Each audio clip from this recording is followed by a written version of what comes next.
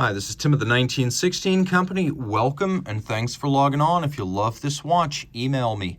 I am still Team Mosso at thewatchbox.com. It is still in the description below. It is still your purchase and pricing email question line for buying this or any watch you see on any of our platforms. Please reach out to me directly. I am Team Mosso at thewatchbox.com for pricing. Today we're discussing one of my favorite watches of the 2000s, the Jaeger-LeCoultre Grande Reveil, and sequentially this is the second Grande Reveil produced by JLC. The first came out in 1989. This was a 2005 debut with significant running changes. But let's start with the basics. In stainless steel, this watch is 43 millimeters in diameter, 16.4 millimeters thick, and from lug tip to lug tip 51.5 millimeters with a nice broad and modern 22 millimeter spacing between the lugs. Now on my wrist, which is 16 centimeters in circumference, you can see the watch does fit. I owned the similar 2001 Grande Memovox, but this is larger. This is more modern. This has features that did not have. And if you have a larger wrist, you're definitely going to want to go with this over the 41.5 millimeter Grande Memovox. I could wear this and wear it quite contentedly, but if my wrist were any smaller, I could not. So keep that in mind. 16 centimeter circumference wrist and up, it fits. Any smaller, go with the Grande Memovox. The case, very impressive, but also very familiar. Let's start with the strap.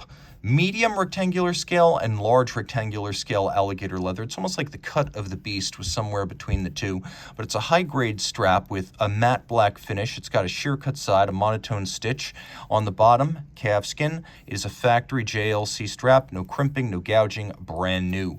The watch includes a folding clasp. This design with the recessed channel down the middle was the second generation JLC folding clasp. You can see internally it is media blasted and then the rest of it is all polished. A little bit of JLC branding on there, and then we pop back to the case. This case was used on everything during the 2000s. Sports watches, dress watches, even the Master Minute Repeater and Master Tourbillon, so it's very familiar. Proportionally, it was always a little bit different, and dimensionally a little bit different, but you'll recognize these relatively narrow lugs viewed end-on that become very sheer in profile, and then there's sort of a soft bevel on their shoulders. Everything's in high polish, and just in terms of what you're seeing outboard, this is a crown for winding and setting the alarm. This is a crown for winding and setting the time. This is a button that will switch between the alarm's two modes. Alarm, which rings brightly with great sustain and tone and lyrical quality to it, and then vibration, which is a lot quieter. It's designed to be something you feel more than hear. You can hear it and you can feel it. I would compare it to something like an original 1950s, 60s, or 70s JLC Memovox. More of a rattling than a ring, whereas this is quite similar to an old-style telephone. And then right next to it, there's a little button. This is the IWC Kurt Klaus Perpetual Calendar System that he first launched in 1985 on IWC.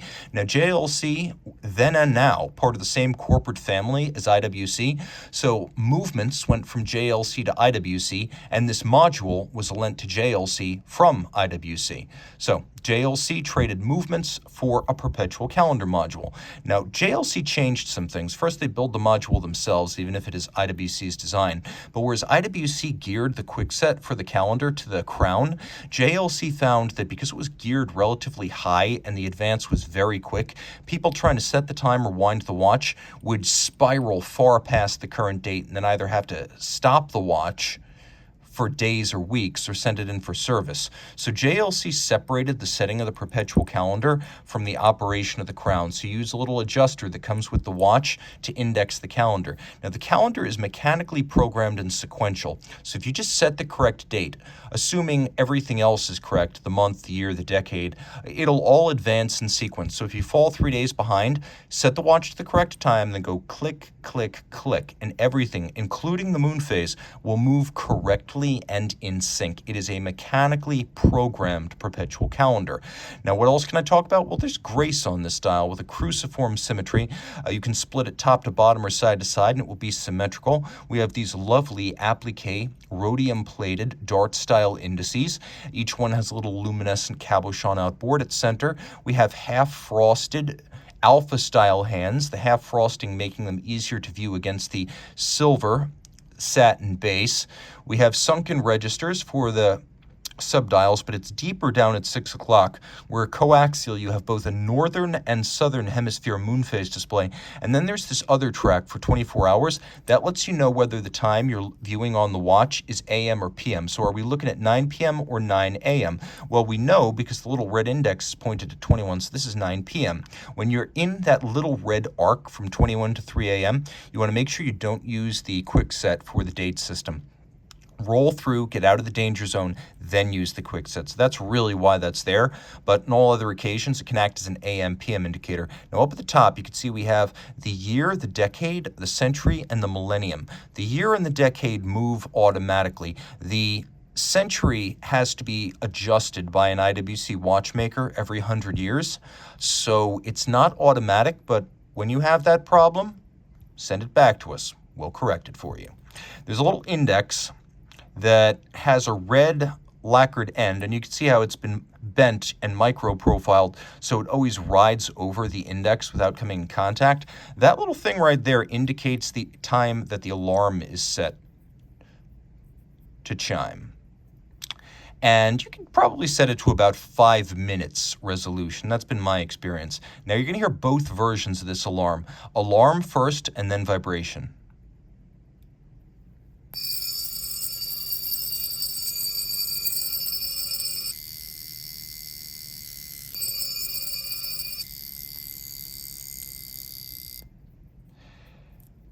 That's how that works. Now, the watch does feature a hacking or stop seconds function, so you can stop the time and set it to the second. And of course, the perpetual calendar can deal with irregular length months, leap years. It will correct itself until you reach the year 2100, which, due to a quirk of the Gregorian calendar, is not a leap year. But that problem is long off. On the reverse side, a solid rose gold medallion inserted into the case back with the control number that this watch earned when it went through the Master 1000 Hours control. Roughly 41-day test of chronometry, water resistance, winding efficiency, power reserve, and durability. Inaugurated in 1992 on what was then called the Master Grand Tie, it was one of the first in-house standards to include testing of the full assembled watch and to go beyond the scope of the COSC chronometer test. You can see that the watch is water resistant to 5 ATM or 50 meters, which is solidly more than most dress watches. We'll take a look at the lume, which I believe is quite robust for a dress watch. Inside the case, we have the JLC Modular Complication Caliber 909. So it's basically a 918 Memovox automatic with the Kurt Klaus perpetual calendar system on the top and the alarm modified to act in a dual mode fashion. So there's a lot going on inside this case. Let's just start with the basics. This watch movement has 349 pieces, 36 jewels, unidirectional automatic winding on ceramic bearings because those optimize winding efficiency when combined. It's got a 45-hour power reserve, a 4 Hz beat rate. It is free sprung with a variable inertia balance through which all of the adjustments are made for accuracy of adjustment, but also shock resistance. It's got the dual mode alarm. It has a hanging alarm gong for the ring mode, for the alarm mode. And that is what you hear when it's ringing brightly. It can also rattle for a muted, flat rumble on the wrist when it's in vibrating mode. And of course, very, very accurate.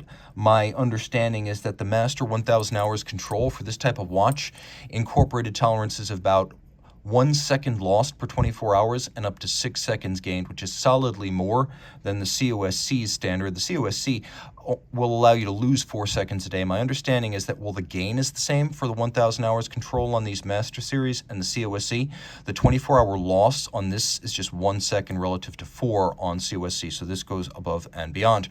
Reach out to Team Mosso at thewatchbox.com for purchase and pricing detail. Oh, and to answer one more question, people always ask, is it enough to wake you up? Yes, it's absolutely loud enough to wake you up, even with earplugs. Just set it close to your bed at night.